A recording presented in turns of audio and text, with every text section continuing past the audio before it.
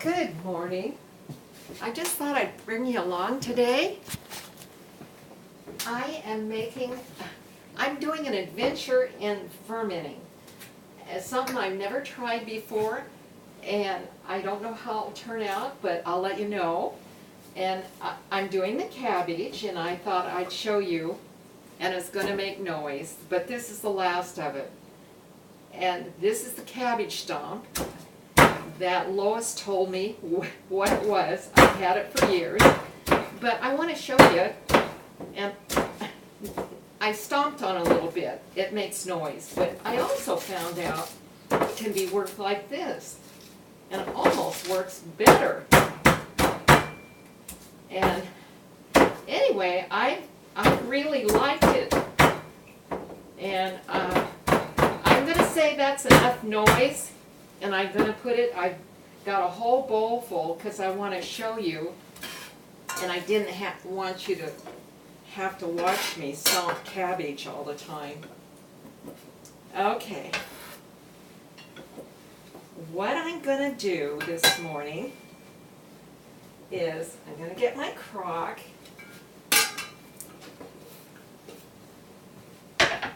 And I'll clean this up a bit.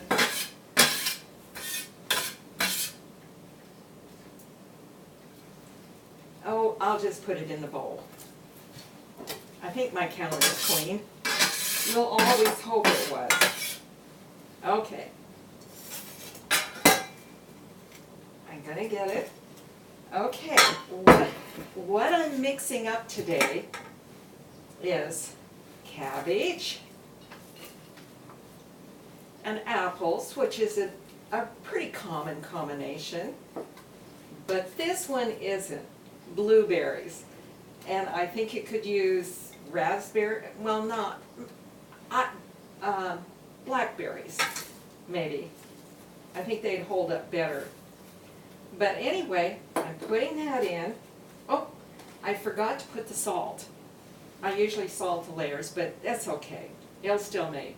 So I got my salt, and I didn't weigh my cabbage, but I'm putting in a scant 2 tablespoons, and I used the rock salt, not granulated.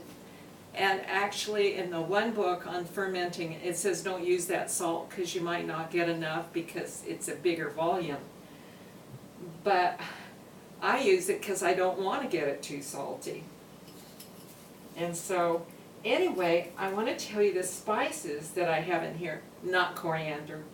I have allspice, I have a cinnamon stick broken up, and I have some cloves because I thought it would be nice with a fruit. And so I'm putting in more cabbage,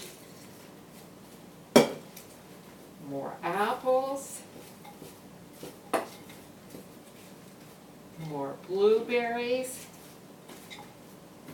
and more of the salt and spices.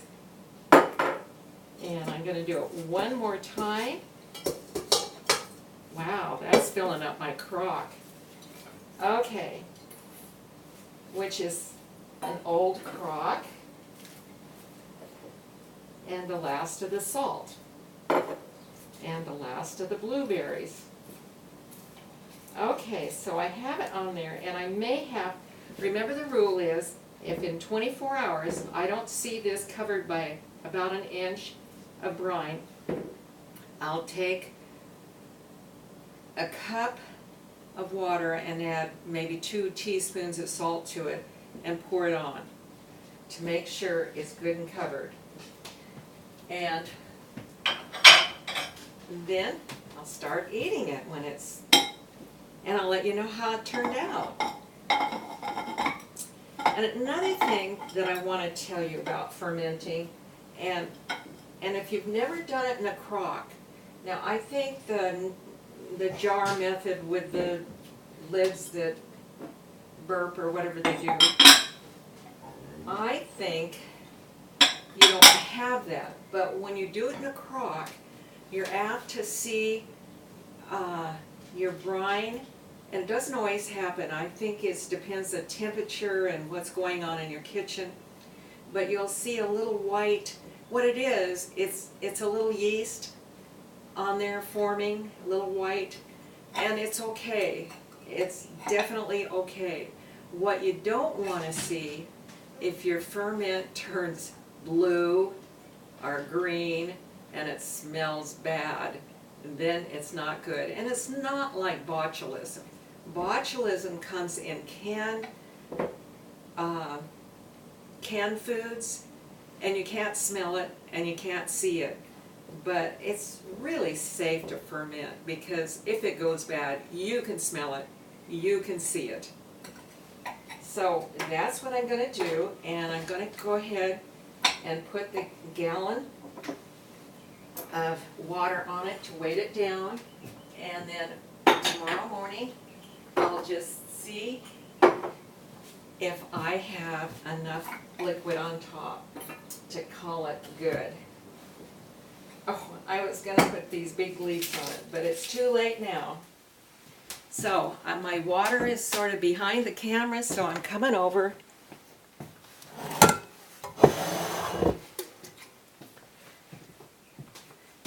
And there you go.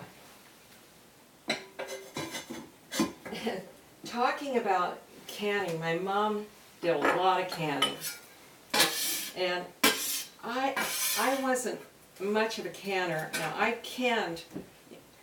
have canned quite a bit in my day, but not like my mother.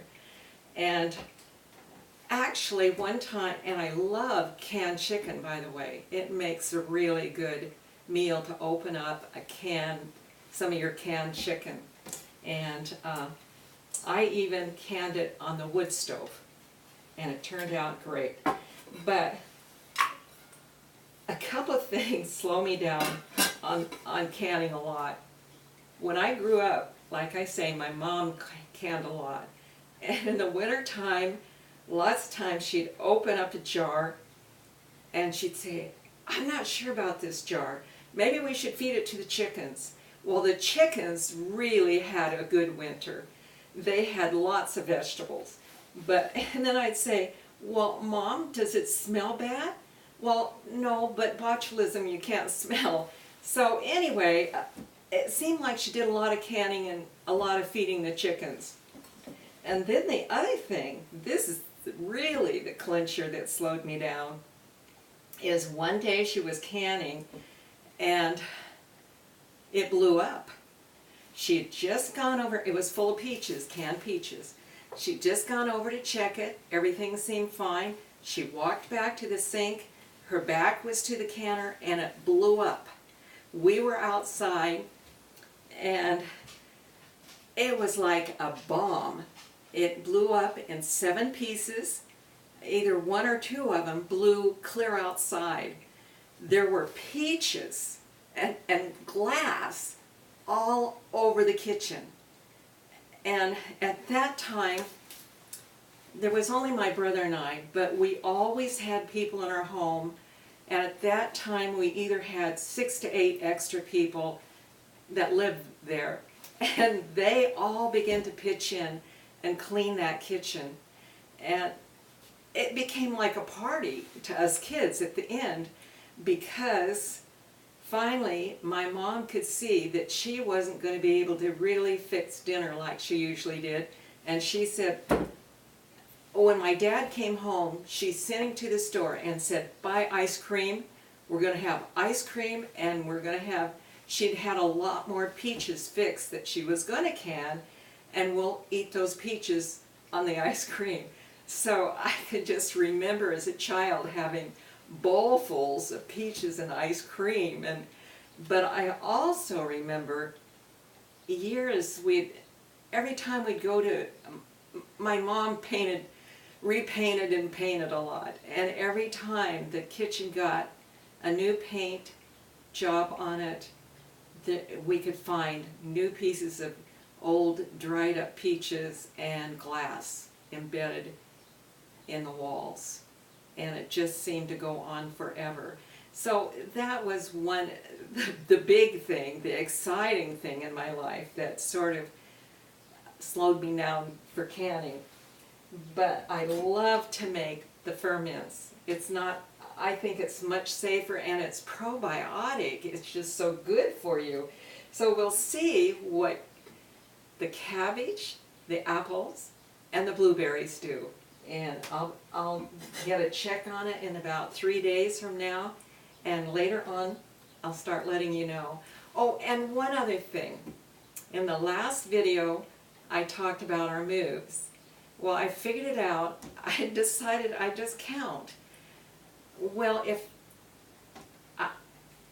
I counted 13, but in 5 of those places we either lived in a temporary place 3 to 2 years or so before the permanent place was built. So 5 of those places we moved on and settled in, and then had to move to the real spot on the same place. I have lived in a barn, in a warehouse, in a break room, and old houses, brand new houses, and it's been an adventure. And like I say, every place, most every place I lived has always been my favorite place. So today, I'm living in my favorite place. I love it here, and on average, if we figured the 5 places that we lived twice on the same place, it would average about 3.5 years moving rate. But if you count the other way, it's almost 5 years in a place. But also then, I'm just going to end with this. When we left the place where I had lived pretty close to where I was born, and we left there, I was almost 32. And when we came back, it was anyway, when we moved here, it was the same type of move, because when we left here, we moved to Idaho. When we came here, we moved back from Idaho to, and I lived pretty close to where I was born, in the house I was born in.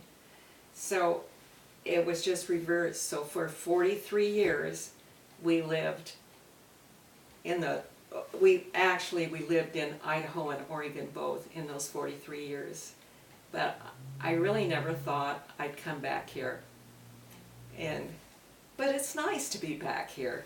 And I guess that's the closest thing to coming back home that we ever experienced in our moves. But you know, home is where the heart is. So we were always home.